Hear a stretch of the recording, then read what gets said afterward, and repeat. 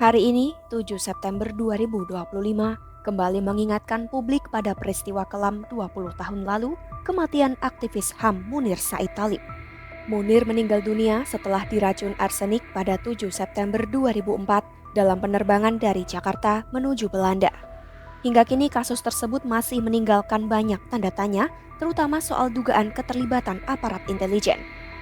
Nama Budi Santoso jarang terdengar saat kasus pembunuhan aktivis HAM Munir Said Thalib ramai dibicarakan.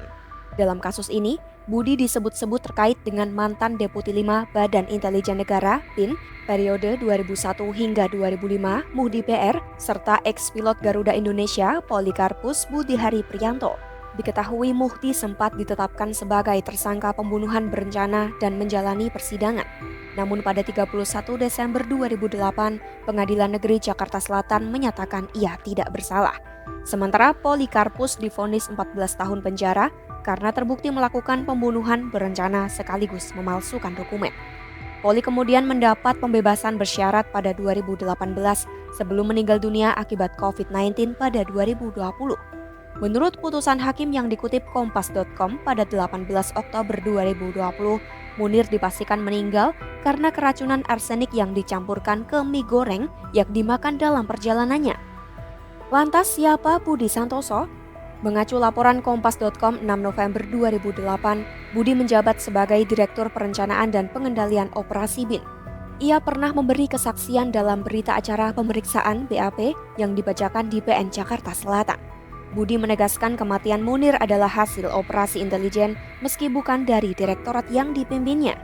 Dalam keterangannya, Budi menunjukkan sejumlah indikasi keterlibatan intelijen.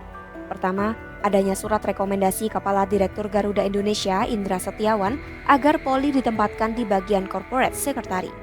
Bukti lain, Poli dan Muhdi pernah bertemu langsung serta ada aliran dana dari Muhdi kepada Poli.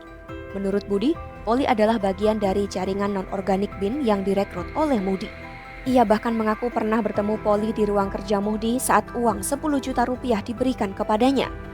Dalam kasus ini, Budi berperan sebagai penghubung antara Muhdi dan Poli.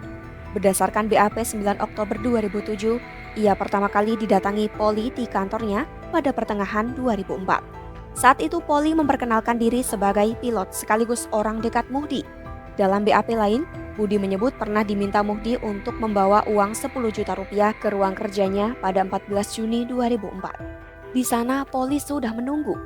Setelah kasus kematian Munir bergulir, Budi kembali memerintahkannya menyerahkan 4 juta rupiah kepada Poli.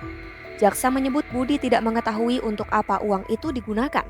Budi menambahkan, Poli sebenarnya tidak punya jabatan resmi di BIN, namun masuk sebagai jaringan non-organik.